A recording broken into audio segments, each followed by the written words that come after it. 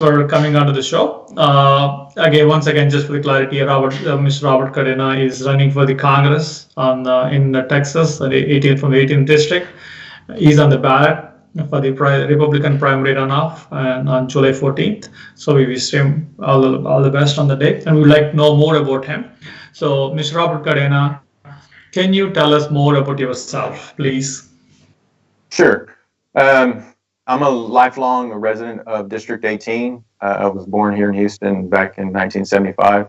I've lived a majority of all my life in District 18, except for about 2 years, where we briefly moved to Laredo, Texas, for 2 years and when I was in between middle school and elementary. We came back and pretty much been here all my life from that point. And I have I'm married. I've been married for about 24 years now, and we have four boys. They range from 19 years up to 23 years of age. And my wife and I, we are a believer of God. We attended church. We've attended various community volunteer programs in our church, as well as YMCA, and right now I'm currently serving my community on a HOA level as well as a MUD district level, and my wife currently works for a nonprofit as well. So we're pretty active in our community, just like many people. We try to be. Earlier in our years, we weren't able to do it. Our kids were young, like most families. Our priorities were with our young kids, getting them raised up and making sure that they're taken care of. And we got to a point where we both were able to do a little bit more in our communities, and that's where I'm at today.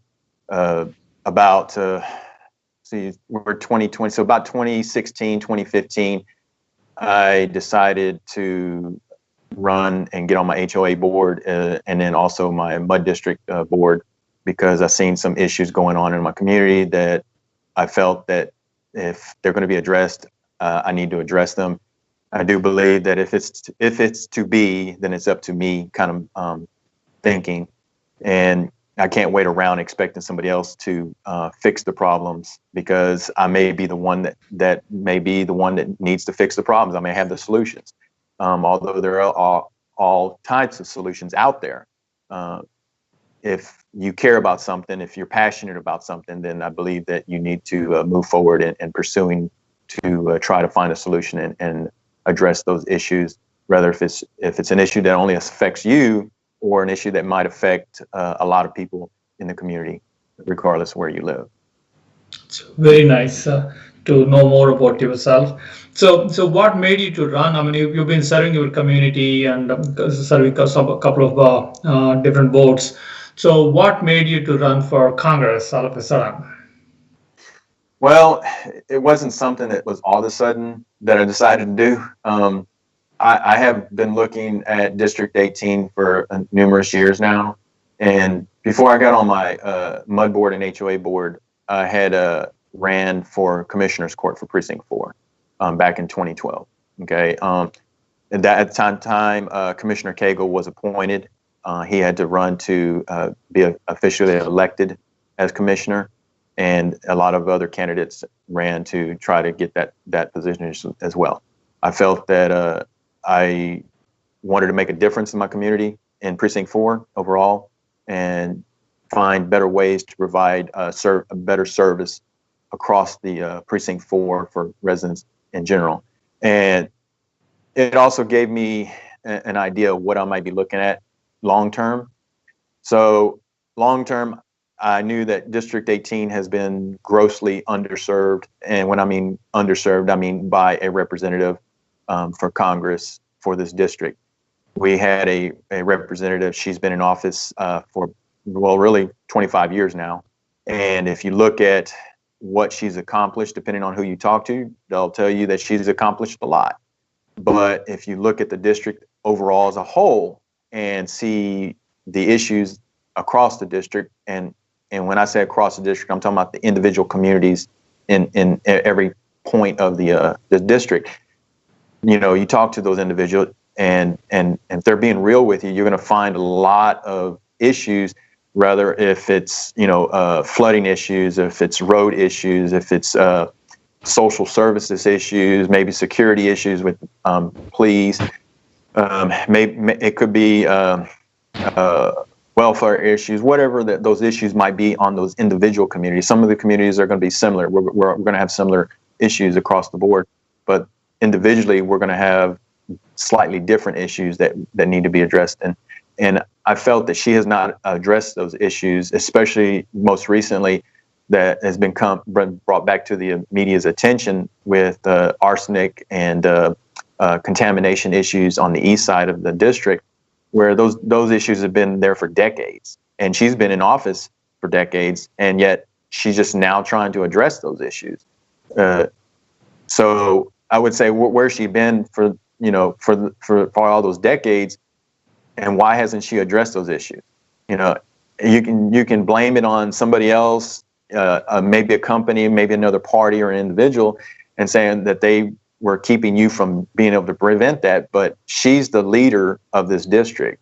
So as a leader, you have to take accountability, and you have to take responsibility. If I'm the captain of the ship and if it sinks, well, that falls on me. And in this case, I believe that District 18 is in a sinking position, and I believe she's responsible for that position of it sinking at this point. And I don't think that she is representing, or is she filling her duties as a leader for Congress for District 18 to fill the needs that the residents are asking for. And I'm not talking about social programs. I'm not one that believes entirely of social programs, although I do believe that they're helpful. I just think that we need to make sure they're not being abused, so they're there for other families when in need. But as far as why specifically, again, I don't believe that she's been serving the district. I believe that at this point in time, from my personal experiences growing up, my personal experiences as a small business owner, my experiences as an HOA director, my experiences as a MUD director specifically, is going to allow me to lead this district if elected, and to better serve every community. My goal is if elected, is to meet with every single community, to notate every specific issue that's in the community, and to lay out a plan to specifically address those issues, whether if it's local or if it requires legislation on the federal level, then let's find out what kind of legislation needs to be passed in order to address those problems. But I believe a large part of the issues can be addressed locally and on a local level.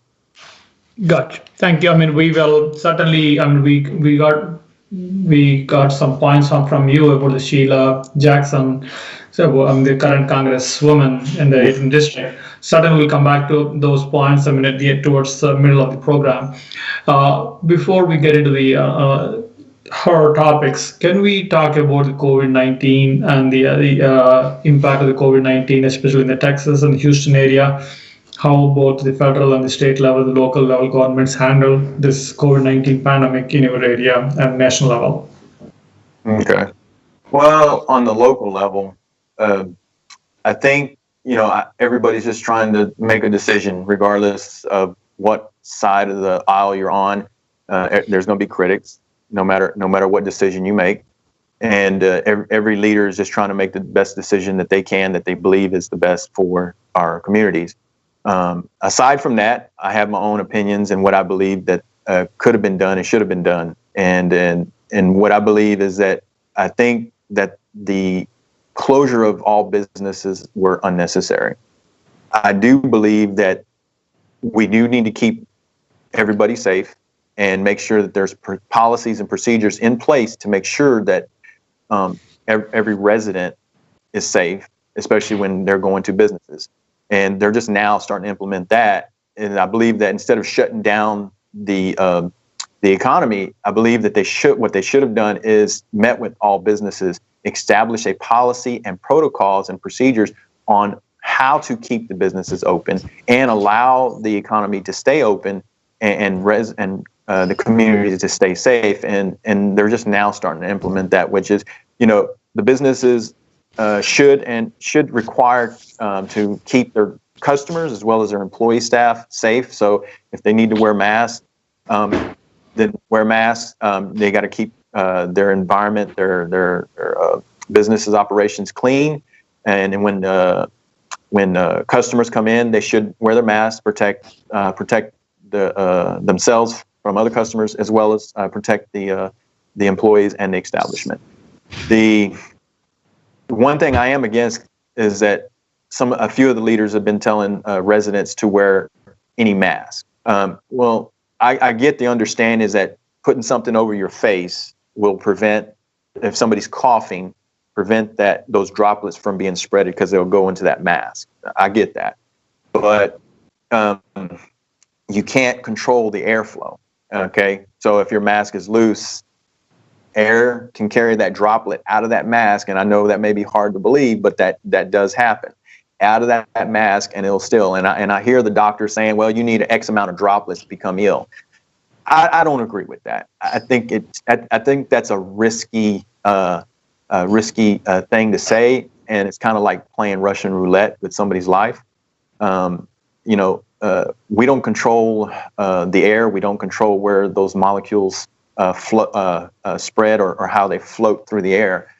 And so, the mask that I would recommend people to do is the ones that they create a seal around and those are usually the N95s. Most of them are familiar with the medical ones, but there's N95 plus, and those are the ones that I wear and use in my business to protect me from mold spores and air particles and things like that.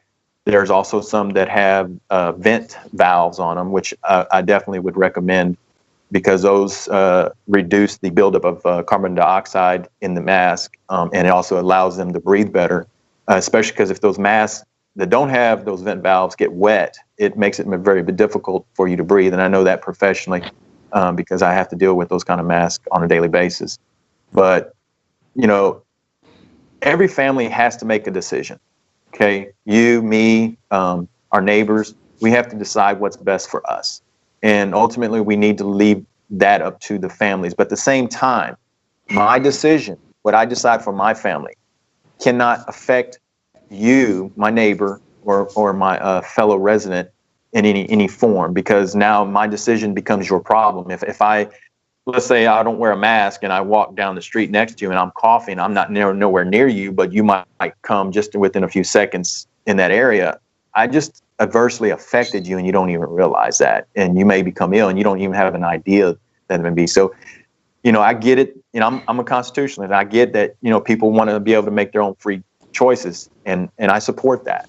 But at the same time, our choices cannot affect our neighbors' ability to make their free choices as well. And so I think as a nation with a constitution that promotes individualism, it is a very high responsibility that we each have to have this ability to make free choice for ourselves, our lives, our families. But we need to understand that there's a higher level of responsibility than just making the choice to go to dinner tonight, or owning a handgun, or being able to decide where I'm going to work or live or move. I mean, there's a lot more choices in that single choice that we're making.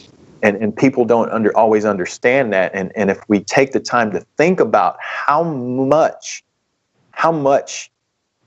impact is on that single choice that we make, how much impact we have on others on that same that choice that we make, I think people would understand a little bit better. But it's a touchy subject, and right now I believe everybody is making decisions based on a political move, rather if it's best for their political career, or is this a good idea to promote my political agenda. In the end, we just need to make what's the best decision that's for our families, for our community, and for our economy, especially because right now what I've been seeing, and a lot of people have been seeing, is you go to businesses, I mean, it looks dead. It's a desert. And what I'm afraid of is that when we come out of this, we may not have any businesses left other than major corporations that have the money to stay afloat. And I don't think in the end, I don't think that's going to be good for our communities or our economy in the end. So, I mean, you're talking about health. Well, okay, we need to talk about our health, but we need to talk about health of our economy as well. Gotcha. So health and economy. But you mentioned that, I mean, if you keep the businesses open, we can keep at least businesses afloat, I mean, through this pandemic. But say if you look at the numbers, I mean, the states where they have been open, I mean, during the beginning initial stages of this pandemic time, they are the one who are getting more number of cases now. Let it be Texas or Florida, even California is also coming back again with the new cases. So, I mean, is it, evident that, I mean, keeping the businesses closed, I mean, is helping the controlling the spread of the virus. I'm not advocating that we need to close a business. I know it's a very hard decision to close a business, but I mean, the data says that, I mean, if you're closed, I mean, the spread is low. Well, that's one way you can look at it. I mean, obviously, if the businesses are closed and nobody's going in and out, obviously the spread is going to be minimal or none at all. But at the same time, is that all you're doing is slowing down the spread. You're not really preventing it. The virus is going to be still there. I mean, we still have the flu virus. We have the cold that spreads around every year, no matter what. I mean, it really doesn't pick and choose on when it's going to come and go. I mean, there are certain seasons where the spread is less. It's not as dominant. And in this case, so far, everybody thought that the coronavirus, is going to slow down as the temperature warms up, but that has not been proven the case. It seems to be still thriving and still moving as just as strong. Now, it just, again, it goes back to, I guess, what kind of agenda somebody's trying to promote, So, if you're trying to prove the case that the virus is deadly, then I think everybody's in agreement that the virus is deadly. It's going to be deadly. It might be more deadly to some and less deadly to others, depending on the health situation of your own health. But to sit there and say that some businesses, if businesses close altogether and nobody goes to a business to shop or go to work, and that it's going to slow the spread or lessen the spread, they would be accurate in to an extent. But what if they're staying at home and they got to go to the store, or they got to go to the gas station, they got to go to the doctor, wherever it may be? They're still spreading it, and the only way to prevent this from spreading and completely going down, increasing the spread, is completely shutting the economy. Okay, and if you're going to do that, that should have been done months ago. 30 days, shut it down for 30 days. But then you still have people that you don't know who has it, who's coming in contact with it, and who's spreading it. I know they're doing testing. They're trying to identify those individuals, but everybody has the answer. Everybody thinks they have the answers. I'm not going to sit here and pretend I have the answers or the solutions, or say that my ideas are the best way. I'm not going to do that. But what I do is evaluate what's going on, the information, and try to determine for myself what I think we should do versus what we shouldn't do. And I understand, and I hear people saying, well, we shouldn't keep the economy running just for the sake of keeping businesses open. That's not what I'm saying. If at the end of the day, we close all businesses, we shut down the economy to keep everybody safe, okay? And once we get to a level where everybody agrees that it's safe, the spread is very minimal now, and then we reopen all again, okay? And then all of a sudden, the virus starts spreading again. We haven't really solved anything. All we've done is prevent it from spreading faster. We just slowed it down, but we're not resolving the problem, which is the virus, okay? So the only way to get rid of it or resolve the issue is come up with a vaccine or some type of treatment. Just like when we have a treatment for flu, we use influenza. So for the influenza, we use Tamiflu, right? Or generally, when people get sick, they're going to be treated with Tamiflu. So what I think we need to focus on is some type of vaccine similar to Tamiflu for this coronavirus to help control it. And it's just right now we're just trying to control it. We're really not preventing it. We're just trying to control the spread. And you know, are we winning? I would say yes, but depending on the numbers you look at, you might say no. So I will tell you this. One of my board directors recently was diagnosed, well, actually tested positive coronavirus. Okay, so he's quarantined. He's been quarantined since last Monday, and so you know he's in his house and he can't do anything, and he's having symptoms. He's having runny nose, achy pain, coughing, stuff like that. And at first we thought maybe it was just allergies, because he does have allergies. And but when he finally got tested, he tested positive. We just as a board, we told him, take care of yourself, stay at home, and just keep us informed what's going on. I mean, I want him to keep business. He knows my position. And he's a Democrat. He votes Democrat. So and we get along. We have conversations. Even though we're different parties, we vote different parties. We're open-minded. We listen to each other's views and we conversate. And sometimes we agree, sometimes we don't. That's just the way it is. But and he's a small business owner himself as well. So and he felt unfairly targeted when he had to shut his business down and he couldn't open up until they told him.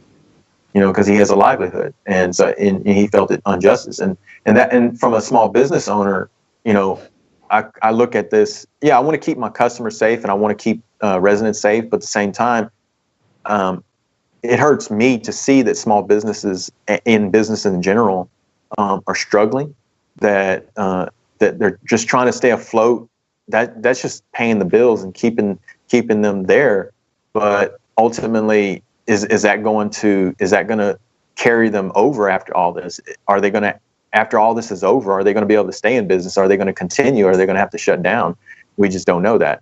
And anybody I don't think anybody can answer that right now. But looking at the facts, I'm going to say is a lot of businesses are going to just end up closing doors and just disappearing. That's just looking at the numbers and looking at the facts, and then the consumers, after all this is over, is going to be wondering what happened to all these businesses. Well, the coronavirus is what happened. I agree. I mean, the small businesses is the one which is going to suffer a lot, and the self-employed and the small business owners, are going to go through this lot of pain, especially, running the business and also taking their own family and their own lives. We have to see how they're going to recover, and probably we may find new ways to revive the economy, revive their businesses. Let's hope for that. And I know the PPP has helped a little bit, but I don't know how long it can take it. So we will, let's hope and pray things will get back to some normalcy in the lives of the small business owners. Coming back, switching the topic from this COVID-19 to which is related to the COVID-19 and also the regular life of healthcare is another issue in our country. It's been there for more than 2 decades, and we'll be talking about high cost of health insurance, and not everybody has access to the health insurance. And another side is the affordable, as we discussed about the affordability is going down. So not everybody is able to buy the health insurance, or cost of living is also very high, let it be housing or anything. Right now, with the affordability is low, many people that's the reason, the Green Party movement and the Bernie Sanders movement has picked up. That's where everybody wants something free. Healthcare, a slow paying healthcare system, and free college education. So those are the main agendas of those parties. So what do you say? Republican Party is the stand is a little different on this topic. So what is your view on healthcare and reviving the healthcare? This is the hot topic of the people in the country. Well, I do have a very passionate position on healthcare. That's something that I have been looking at for probably about 10 years now. Okay. Well before Obama became president. And I've looked at, I've watched different documentaries, looked at the different information of the documentaries, and they were comparing different countries and the different healthcares from those different countries. And the vast majority of them were social program type healthcares, where the government essentially was paying for it. But the one thing that they did point out is all those countries were going into bankruptcy. They were going into severe debt because of the healthcare system and the way it was designed to pretty much pay for the individual in the citizen. The thing is that people didn't realize is that the people were not getting free health care. They were paying for the health care through taxes. Okay. So the higher taxes you have, the better health care you have. In some cases, there was a panel in a few of those countries where a panel would decide on what kind of health care you would get, or if you were going to get that service at all, depending on your age and your health condition. And I think that's a big concern here in this country is if we go to government paid health care, will there be panels determine are you going to get the service or no? It's not worth spending the money on you. We're going to give you what would essentially be called hospice care. So they give you medicine to make you comfortable, and then you just pretty much wait until you die. So a lot of people are concerned with that. What I've been looking at is that I do believe in a free market healthcare, but what I've observed to be the problem is the insurance industry, the pharmaceutical industry, the emergency service industry, the billing and coding industry, the hospital system industry. All those factors are the problem. If you go into any store, even a lawyer's office, mechanic shop, whatever, you can get a price, you can get a cost on what it's going to cost you to get a specific type of service. There's no reason why you, me, or anybody shouldn't be able to go to a doctor's or a hospital, pharmacy, whatever. And in pharmacies, generally, you can go up to a pharmacy and you can ask them what the cost of this medicine. They're going to be able to tell you that. But we should know up front what we're paying, right? That's first and foremost. Second is why is it costing so much for let's say a hernia surgery, okay? And you can go to a different state or a different city for that matter, and the price will vary. The price will vary. And a lot of that has to do with economics. I understand that. And I've had family members that have gone to different countries to get that same kind of surgery, cost about $5,000. And here in the States, it ranged anywhere from $15,000 to up to, and I've heard as up as $30,000. I believe it in some cases, in some states, it might be higher than that for a hernia surgery, a simple hernia surgery. And we're not talking about heart surgery or brain surgery. Of course, that's hundreds of thousands of dollars.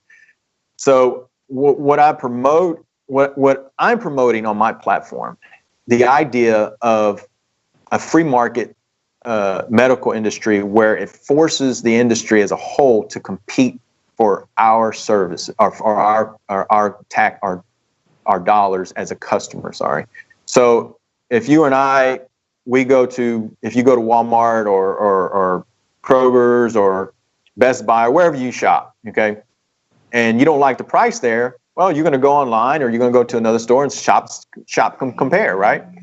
And I think that we need to develop a healthcare system that does this exact same thing, that it forces the insurance companies, it forces the doctors, it forces the hospitals, it forces pharmaceutical to compete for our dollars. So they know that this guy over here has, let's say, Tamiflu for $48, and this guy over here has it for $112. Well, who do you think is going to win? The customer is going to go over here for the guy that has it for $48. Okay, and so we need to take that concept and implement it into the healthcare system instead of putting it. Say, let's give free medicine, free healthcare to everybody, because the idea sounds great. Everybody wants free stuff, but how long will that last? Realistically, somebody's got to pay for it, and let's be real, we're not getting it free. We're actually paying taxes to pay for it. So that's the illusion that people have. We're being fooled to the idea that we're actually getting something for free when we're really not. We're paying for it in tax dollars, because unless another country on earth is going to pay for our health care, we as Americans have to pay for it. So the idea of free, and it goes the same as tuition. Yep. If I go and borrow money. Yeah, stop you. One question here. When you talk about the taxes, I agree with you. Nothing is free in this world. Somebody has to pay the bill. So the taxes are the one which are coming up. But when you come to the social safety net point of view, see, somebody may be disabled for some time, and somebody may lose their job for some time. They don't have revenue. For those kind of people, for those kind of people, they may be looking for some safety nets. But at the same time, when you create a safety net, the other challenge is, some people will abuse it. They would like to stay on the safety net for a long time and be lazy, and they don't work and don't pay the taxes. So we have both the things. It's a catch-20 situation, I know. But what is the solution for the people genuinely who are out of job and who are disabled or who are not able to, in the free market, still they have to buy their own insurance, and they will not, if they don't have a job, they don't have money, they will not have insurance. Is that right? Yeah, that's accurate. And like I said, I'm not going to sit here and pretend that I have all the solutions. But let me start with, as growing up, I grew up on welfare. Okay, my dad at one point in his life he made good money. In the 80s, the bottom fell out. Everybody suffered. He lost his job. We were on welfare for a period of time. But one thing my dad always said is that this is just temporary. We're not to live on it permanently for the rest of our lives. Once we get back on our feet, it needs to be there for the next family that needs it. And I do believe I'm not supporting the idea of eliminating welfare or social programs altogether. What I am supporting is the idea of making sure we have a system in place that allows families to pay for their health care at a reasonable price, affordable price. But for those that are out of work, have health conditions that don't allow them to work, whatever those reasons may be, and they're legitimate, they've been vetted, they've been verified, that we have a social program in place like we do, but it's not being abused, and it gives them an avenue to get health care that they can no longer afford or otherwise would not be able to afford. And we're a nation that loves to give, to give charity. And I'm not telling my neighbors that you have to do it. I want you to come to your own conclusion that you're willing to help your fellow neighbor, especially those that believe, rather if whatever faith you believe in, if they believe in charity and they believe in helping their fellow individual, then I know those individuals will be more willing to give than ever if they're not forced and told that they have to. Everybody loves to give. Everybody loves to help their neighbor. But what they don't like is being forced to, being told they have to. You're taking their choice from them, saying you don't have a choice. You don't have a right to make that decision, when that is completely wrong. So when you give them and allow them to make that choice for themselves, they're more willing and more freely going to give and going to help and don't have a problem with that. I don't think that's ever been the issue, is helping families and individuals that need the help. the fact is that government, and you have leaders telling people that we're going to take your ability, your right away from you to make what you think is best for yourself, and we're going to make that decision for you for your health care, and we're going to give all these other people free health care, and we're not asking your permission. Okay, that's essentially what they're telling you. They may not say it directly in those words, but that's essentially what they're saying. And I don't think that's right. But again, I'm not supporting the idea of saying, oh, well, these people here can't afford it. They got to deal without it. No, I think that from a Christian perspective, I think that's completely wrong. But from an individual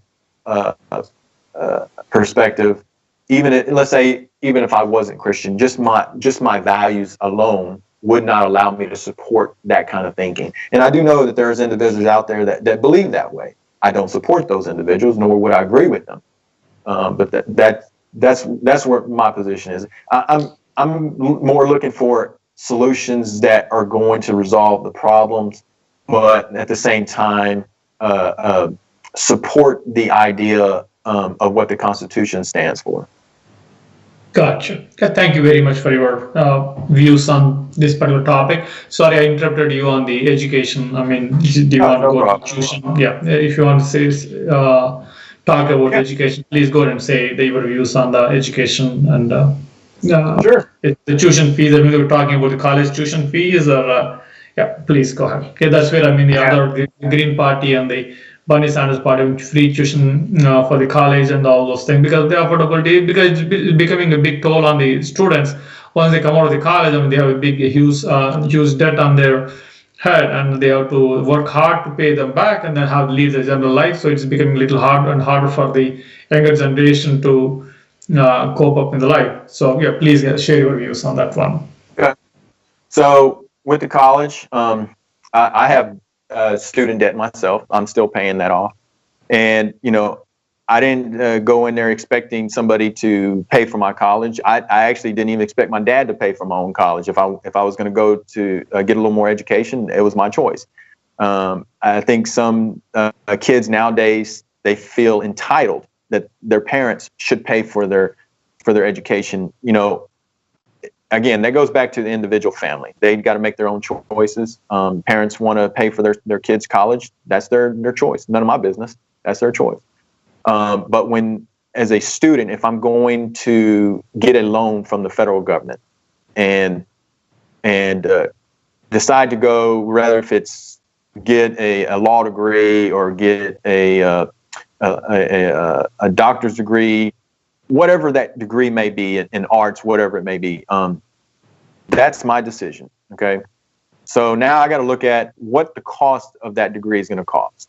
And today, a lot of these degrees, the cost is just completely out of reach for a lot of students that want to seek those degrees. And if they do decide to go, as you said, they're going to be severely in debt, and they're going to have to work it off. And the reality is it's going to be years before they get to that plateau to where they can afford to pay it, because they may go years before they will be able to pay it. They won't be able to pay it for years before they get to that point that they can pay it. And that was the case for me. And my wife, she has a school debt as well, and she works for a nonprofit. So she doesn't make enough to pay for it. And I know some people out there are going to say, well, that's your decision. That's your wife's decision. That's true. But money doesn't drive me. The money is not my driver. It's family. It's community. What drives me. Money just pays the bills and allows you to go and to vacation and whatever you decide to do with your money.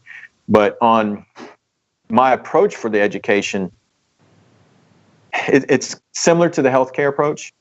You look at the universities, rather major universities, wherever private universities, a lot of them, look at how much they're paying their staff, the professors. A lot of the staff, they're making millions of dollars, and they justify it because, well, this individual brings in these donors or brings in these people. Okay. Well, a lot of these universities are getting money from the federal government. So the way I look at it is that they need to lower how much they pay. You know, I don't have a problem with somebody being able to make the money that they want to make and they decide, but that's on an individual. If you have your own business, guess what? You get to decide how much money you can make, and the customer determines if they want to do business with you. And in this case, the board in some universities are deciding, well, this is how much we're going to pay, and we'll recover this from our donors or by charging higher tuition from students that come, especially for those that come from out of state that are not local. So they get to charge that. I don't think offering free tuition is the solution, because you may have a student that is driven, that will complete the degree program and graduate. But then you may have a student that may not be driven, that struggles, and they're going to look at this. Well, you know what? I'm going to quit. It's not my money. So they're not going to appreciate the fact that the money was given to them to complete an education to help themselves, versus somebody. If I pay out of pocket for myself, well, I'm going to work harder to make sure I pass and graduate, because I'm spending my own money. I don't want to waste my money. And it's the same thing. My oldest son, he attended 1 year of college because he wanted to become a law enforcement officer, but he was struggling, right? He was struggling. And I told him, look, if you're not making the grades, you need to make a decision. Either you're gonna take more time to study, to spend more time in studying and learning, and if you have to get more tutoring or whatever, then you need to take more time and do that. But if you can't, then you need to decide if you're going to continue in college, because you're really just wasting money, and it's not your money you're wasting because you're not paying for it. You're either getting a grant or you're getting a loan, and that's not right, because other students could use that grant money, right? And I think as parents, as students, we need to be honest with ourselves. We need to, sometimes being a year before you go directly into college, unless you know for sure that you're going to get a specific degree and this is what you want, then I'd say, yeah, go to college, get it done. But if you're not sure, I think people need to take time, a year off, really think about what they want, maybe go and serve, maybe work, and think a little to figure out what they really want to pursue, and before they go and seek that education. And I think the problem is with our society is that we pushed for decades that you need to go to college. You need to go to college. And college is not for everybody. It's really not.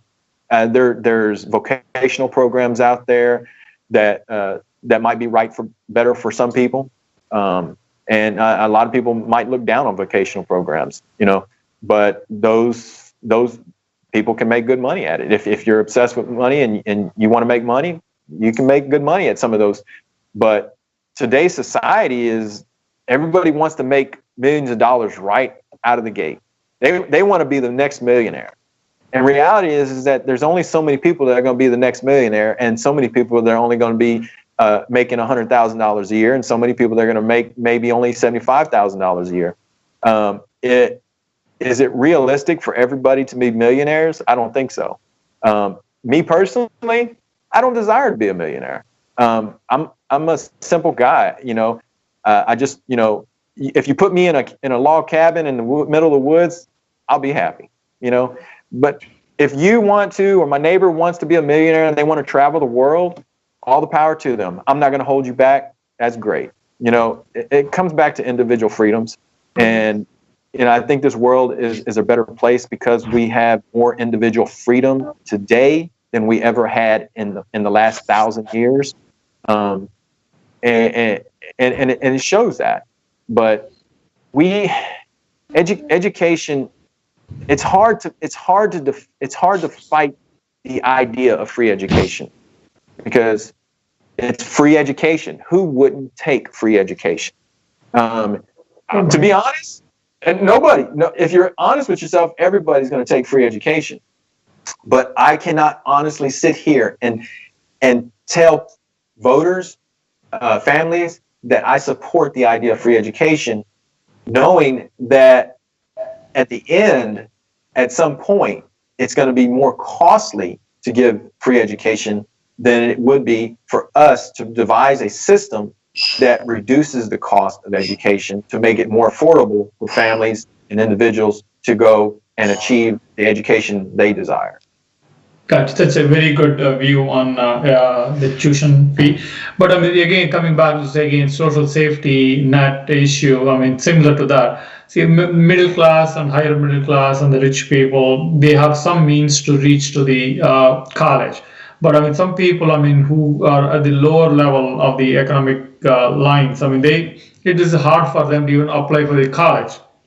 Mm-hmm. So for those kind of people who do, what kind of solutions do you see? Unfortunately, the system, these things will come. I mean, pop up. I mean, because of to help the some people in the community. So I mean, so what kind of solutions do you suggest for those people? I mean, I know it's not your responsibility, but as we talked about it, I mean, I'm just bringing it. I mean, if you want to skip it to something else, we can go back to another topic. As we discussed about it, I mean, just brought it up. That's it. No problem. No problem. So I just want to clarify, when you say people that are struggling or having problems, they can't, or struggling to go to college, what do you mean? I mean, see, there are people, I mean, who are academically strong, but financially, I mean, behind. So they will not be able to afford the tuition fee, and they will not be able to apply, dependent, because if I go to this college, I know I can make it, but still, I mean, by the time I come out of the college, I'll have 200K loan. So, I mean, I will not be able to, I mean, have a decent life and then do this one. So I will not be, I will better take some, as you said, occasional course or vocational course, and then lead my life. So I'm talking about from those kind of people. Yeah. So, I mean, it's gonna take some time to develop a real solution for everybody. But some of the ideas that I was looking at, and we already have some businesses that already do these things. And Chick-fil-A is one of them. Compaq, I worked at Compaq for 6 years after graduating from high school, and they also had the similar type of program in place. And there's other companies that have similar programs in place. And you don't have to be a corporate level employee, but you can be just a bottom level employee. And they offered the ability for you to go to school, and they would pay, depending on what it was that you were pursuing, they would either pay a percentage of that tuition, or they would give you a full ride, right? And then in exchange, you would just work for them for X amount of years, whatever that agreement would be, right? And this is one of the ideas that I was pursuing as far as for education, along with vocational training, or companies providing the vocational training for their employees that want to further their career, either with them for a short period of time and then move on, whatever it may be. And in this case, I think that companies in general can invest in their employees, their future, their education. This will help a lot of individuals that can't afford to go and further their education. And in exchange, that they would devote themselves to that business or that company for an agreed upon time period, whether if it's a year, 2 years, 4 years, whatever that, depending on the education and what it cost, what it would agree to. I remember growing up, my dad, he worked for a company, and he worked in the oil business, and he worked there for 30 years, and I'm like, and he would have retired there if it wasn't for the 80s fallout. But I look at that time, and people worked for a company or business for decades.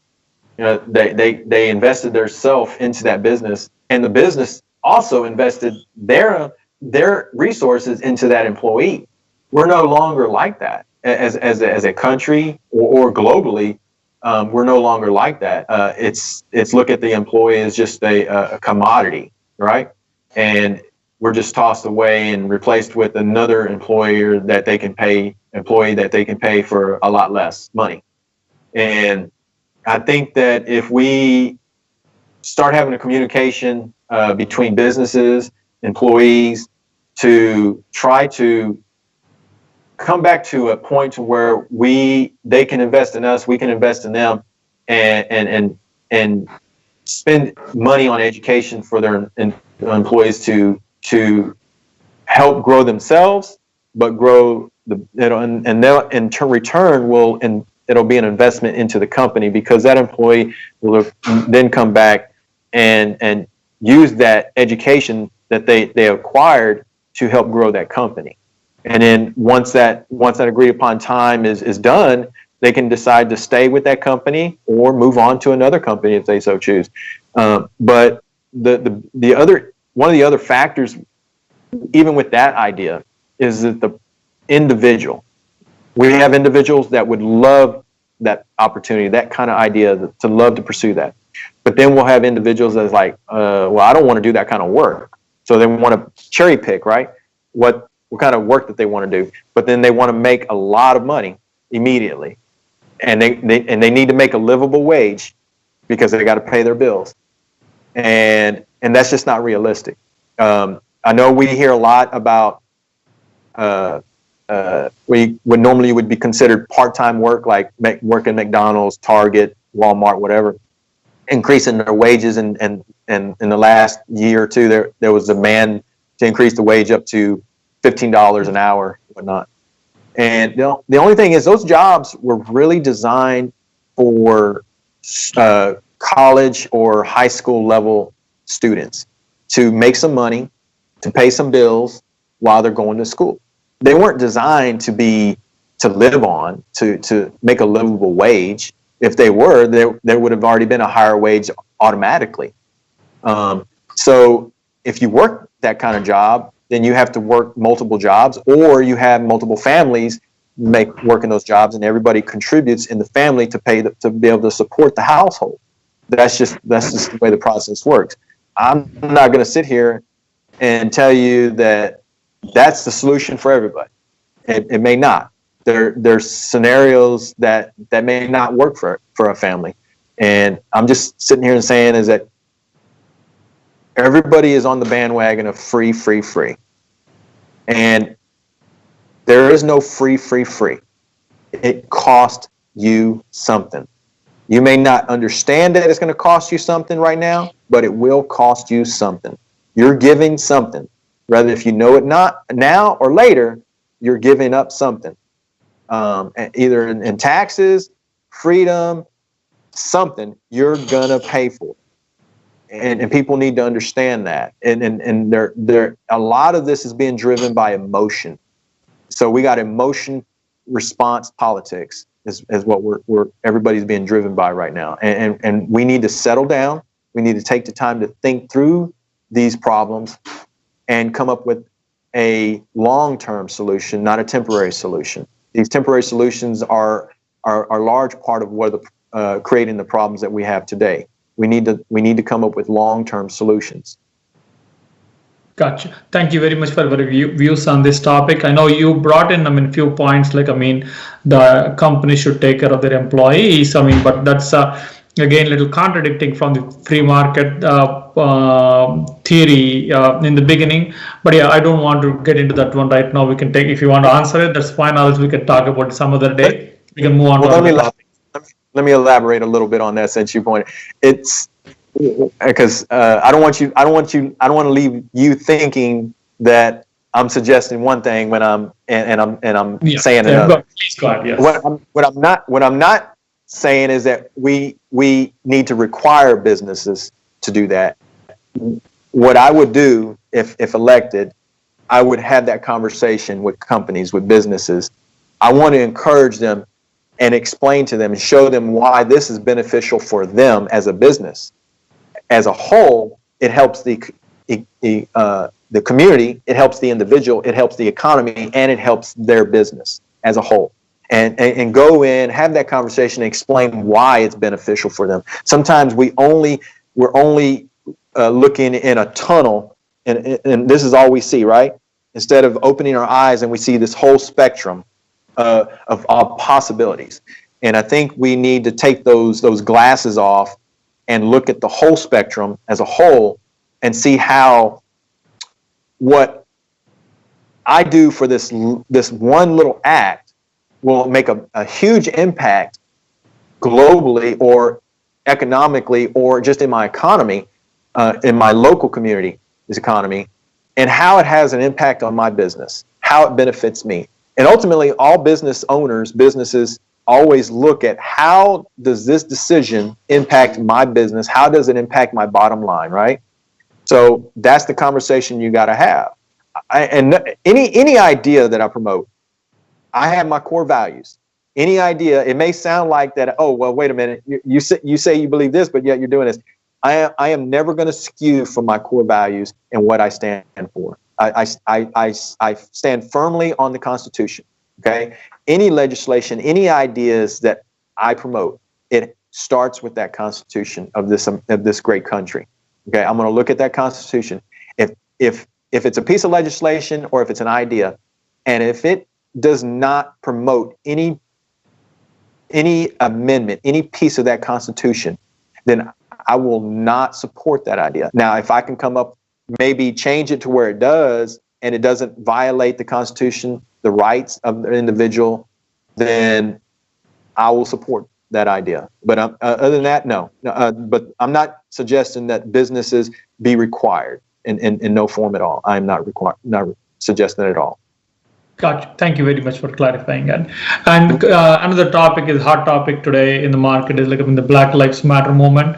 So what's your view and take on the Black Lives Matter movement in the US right now?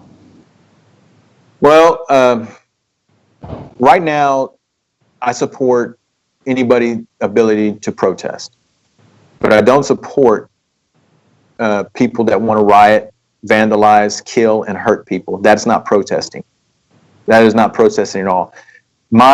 If I'm going to use a measuring stick or a gauge to know what is right and what is wrong, I use Martin Luther King.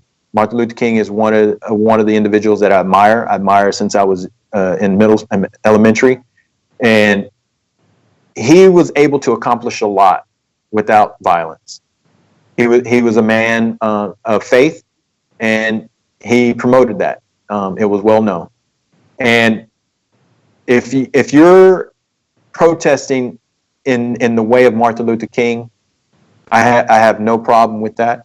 I believe he accomplished a lot in his lifetime. But what the current protesters are doing, or in some cases they're rioters and they're vandals and looters, is destroying property, hurting and killing people in some cases. It's not protesting. That's just an act of violence. And what happened to George Floyd shouldn't have happened. Okay, let's start there. It shouldn't have happened. What the problem is not, and I know they're claiming racism. The problem is not racism. That incident had nothing to do with racism. Okay, that had to do with a policy issue within the police department. Rather, if the police department wanted to admit it or not, I've seen that position that used on other individuals, even in Houston, and it shouldn't be allowed. Now, if that knee was on his back, I don't think that would have been a problem. But to be on the neck or head of somebody, that's an issue. And if somebody's crying out they can't breathe, then they should have simply just moved the knee to his back to keep him pinned down. I understand they have to make sure that the suspect is kept pinned down until they can properly secure him or her. Okay, but to have him pinned down by the throat, closing off his airway, that is something that shouldn't have happened, and that's a poor policy, poor procedure, poor training, and that shouldn't have never happened. I don't believe that to be a racist issue. It's on a policy issue, and I think that we have agitators, we have leaders that are using this situation to take advantage of it to promote their own propaganda and to promote the idea that racism is rampant. Is there racism still exists? Yes, there is. It's all across this world, and in some forms that people don't even realize. But But to sit here and say that we are still living in a world 50 years ago is grossly misstated. And anybody saying that we live in a world such as that today is completely wrong. It's completely wrong. I've seen people that are, especially these Black Lives Matter and these Antifa, and there's another individual, Sean King, and then there's the individual name, his stage name's Killer Mike. Some of the language and the statements they've made, based on my understanding and what Martin Luther King stood for, the words and the statements that they make are racism at their core, and I will call them out, and I have called them out on social media, stating that these individuals are racist at their core. The very statements, they're talking about white power, but yet they're out there calling for Black power. That in itself is racism. If they want to say somebody's saying white power is racism. Is it normal for you or me to be proud of our heritage? I think it's normal for anybody, and I encourage anybody to be proud of their heritage. So depending on how you want to look at it, what if somebody, let me go back and say, my dad is from Mexico. My mom is an American, so I'm half white. I'm half Mexican, but I wasn't raised up in an environment where we say, Viva la Mexico, or white power or anything like that. I'm mixed. I'm a mixed race. Okay, and I'm proud of that. Okay, I have a eye of diversity, a lens that I see different race, different ethnic groups, different opinions, and so it gives me an opportunity to see, instead of from one point of view, to see all points of view. But people are not going to like necessarily what I have to say, because it may not match with their narrative or their opinions.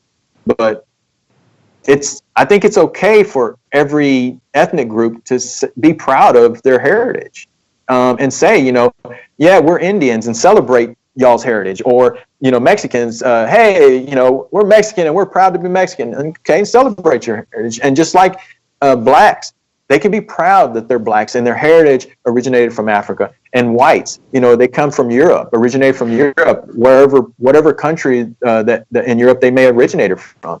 I think we're so focused on the ethnic and where we originated from, instead of looking at the core. Okay, so if I come and say, well, I'm better than you because I'm white, then we have a problem, right?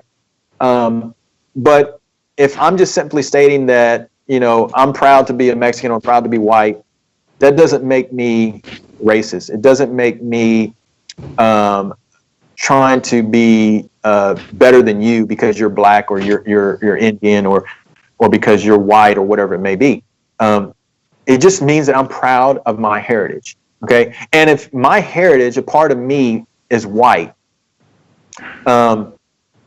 makes me racist or guilty because I'm white, I think that's just wrong. Yes, this country was founded, and when it was founded, there was slavery involved. Okay, I think all countries around the world has been involved in some form of slavery. Slavery didn't exist just 200 years ago, 300 years ago. It's been in existence for thousands of years. Okay, and it didn't involve just Blacks. It involved whites. It involved Indian. It involved Africans. It involved Turkish. It involved Russian. It involved Chinese, Japanese. It involved everybody. Everybody at some and across the world was enslaved at some point. So to sit there and say that it's only happening to them, I think that's just grossly unjust and just wrong. But sometimes, and in this case, I think everybody's reacting emotionally, not thinking with their heads, and they're just reacting emotionally. And we have leaders and agitators that are taking advantage of that. They know that, and they're abusing that, and they're benefiting from that for their own gain. And these individuals don't realize that. They don't, and I don't think they're taking the time to realize that. And We need to. Right now, we're in a situation where we're destroying our country, or groups are destroying our country, and we need to unify as a country and say this is enough. I get it. Yeah, policy needs to change, but if we never move past this racism card that's always being put out there, racism will never disappear. It will never disappear until we can start acknowledging that we're going to look at each other's character and judge each other based on our character, our actions that we do. Racism will never be removed until that happens. And that's something that drives me, because Martin Luther King, in one of his statements, let us be judged based on the content of our character. Okay, Gotcha. Not the color of our skin. Okay, and I think that's true today more than ever. It's very, very nice. I mean, you have expressed your views on this particular topic, and nobody had said you brought in many other points, but we'll come back to you another day. We'll take another time and we'll discuss on those points later time. Coming back to the first discussion, points you have mentioned in the beginning, like Sheila Jackson's work in your district. Some people have been talking about the term limits and all those things, but at the same time, we have election system in the country. Usually, that is supposed to check the performance of the elected officer. So, in this case, I mean, Sheila Jackson has been the congresswoman for almost 25 years now. And that means, I mean, she is doing good, looks like. I mean, that's why she's been getting elected every time she's been contesting the elections.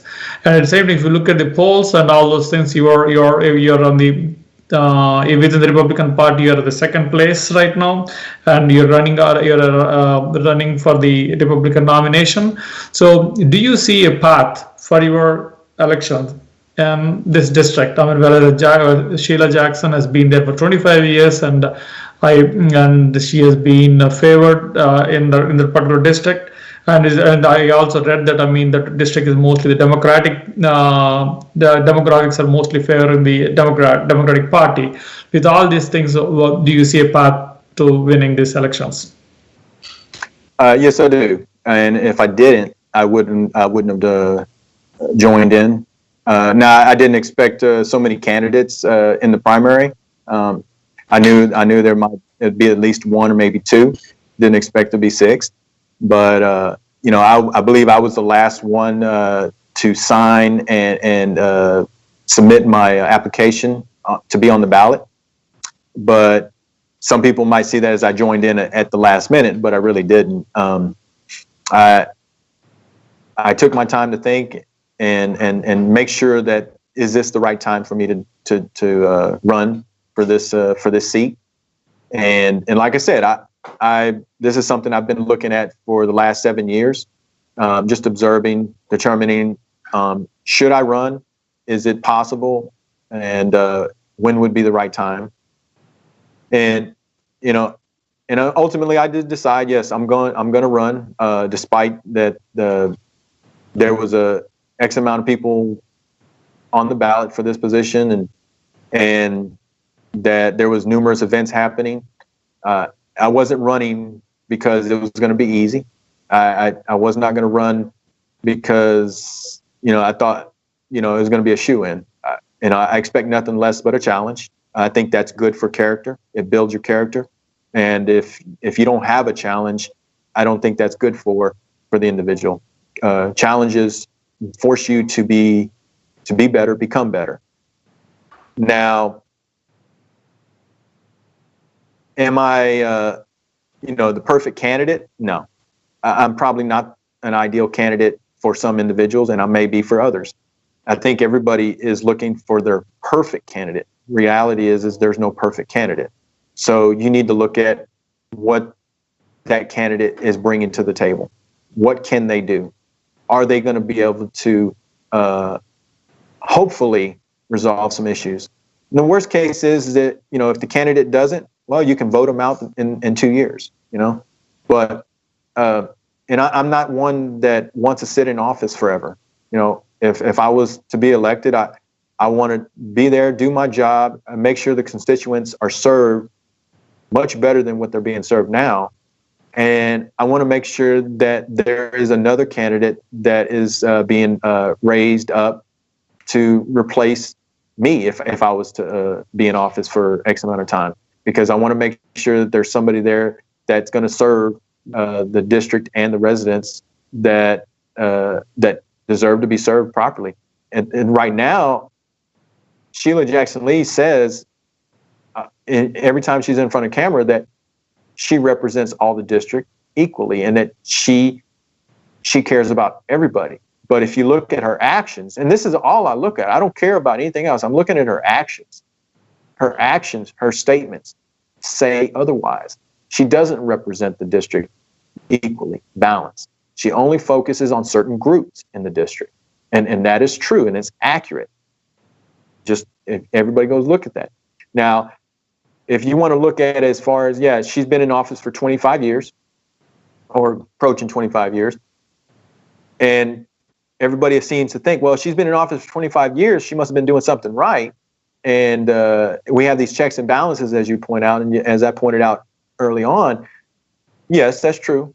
But all you need is a percentage of the vote to get elected. So in District 18, depending on the numbers you look up from the census, I found two different numbers. Someone ranging a little over 700,000 and another number a little over 800,000 residents. We're just talking about residents in the district. Now, if you take that number and look at the eligible voters, you have somewhere between a little over 5 to almost 700,000, a little over 600,000 eligible voters, right? And of that number, you have about a little over 300,000 registered voters, and we're not talking about one party or the other, just total registered voters. Okay, and of that, in the time that Sheila Jackson Lee has been in office, she has never crossed the threshold of receiving 300,000 votes every election cycle. She's never approached that threshold. Depending on the election cycle, she might get maybe I believe there, and I could be wrong, but I'm trying to remember. But I believe it was like 286,000 voters in one particular election cycle, and I believe that was during the election with Barack Obama during presidency. But she's never crossed that threshold. So depending on the numbers and the way you look at it, you might say, well, she's popular. She's obviously winning the vote. Okay. So what you need to do is look at what vote is she winning? What percentage of that voting population is she winning? And yeah, it always says she's getting 75% or she's getting 80%. Yeah, but that's a percentage of only a small group of voters. Okay. So you got to look at it like that. So that means that she has, let's just say for the argument, she got 298,000 votes every single time. And if we have 500 or we have 600,000 votes, let's say 600,000 votes for the sake of argument, so she gets 298. So that means I have two voters that I have to win in order to beat her. That means that she has the other half that she's not attracting or she's not getting. That means I have to attract or win. And from my observation before I got into this, I looked at that. Okay, so she's getting a group of core voters, and it's only a small number of those core voters that she keeps every single time, depending on the election cycle and what's going on in the election cycle. Then there's voters that are just not going to vote for her, even if they're Democrat. They just don't like her because of the way her character is, or her behavior, or her politics. They just don't like her, even though she's Democrat. Okay, and then you have independent voters, you have libertarian voters, and then, of course, you have your Republican voters. Okay, so but you also have swing vote Democrats. Okay, those are Democrats that will decide to vote one way or the other depending on what's happening. So those are the voters that a candidate has to go after and has to be able to acquire those votes. And then the other factor is that, like I said, is that if you're not the right candidate, if a voter feels that you're just not the right candidate, they're not going to show up and vote for you. They're not. It's just that simple. Just because you have an R next to your name, or you have a D next to your name, or an I or whatever, they're not going to vote for you just because you're on the ballot. You have to be able to get them to come out. And sometimes it may be what you say. It may be a platform that you're pushing on your campaign. It may be just the way you act or behave in front of the camera. You know, some people want a character. Somebody, you know, in the age of Hollywood, everybody wants somebody that's a star, and they want to act like this character on a reality TV show. You know, I'm just not that way. I'm going to be real, but I'm not going to sit here and to pretend to be somebody that I'm not just to earn your vote. I'm going to earn each voter's vote because of what I believe, what I stand on, and what I'm trying to achieve. That's what I feel that I can win. And I'll point out the fact, my district, the MUD district that I live in and that I represent, it's Harris County MUD 150. Okay, the district is largely Democrat. It's a very diverse district. It has a little over 12,000 residents in the district. We have 100 plus businesses. We have vast infrastructure that we have to take care of. We're responsible as a board. Okay. And, you know, we have it varies, but currently it's an $8.6 million budget. Okay. That we work with this current fiscal cycle. And we have police contract services that we have to manage. We have trash services that we have to manage.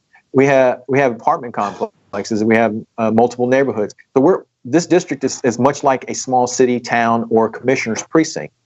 And we're responsible for all the residents and making sure that we provide excellent service to the community.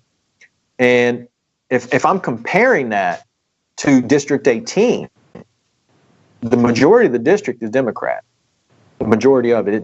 We're talking about 80, maybe 90% of the district Democrat. Okay. The rest of it is going to have some pockets of Republicans. Okay. Yet I'm serving this community, not because I'm a Republican or not because they know I'm a Republican or don't know I'm a Republican, but because they trust in the decisions that I'm making. That's why. I worked at that. I worked to earn their trust. Okay. I laid down what I'm trying to achieve. Okay. When I was running to get on this board, on this MUD board. Okay. One of the things the district didn't have is a website. That was one of my goals, to accomplish a website. Got that website. One of my goals is to make the infrastructure better, improve, because it just wasn't happening with the existing board. And they were more concerned with making sure they didn't spend money. Well, the whole idea for us as a MUD board is to collect money to make sure the infrastructure is maintained and kept sound, so we can continue our services.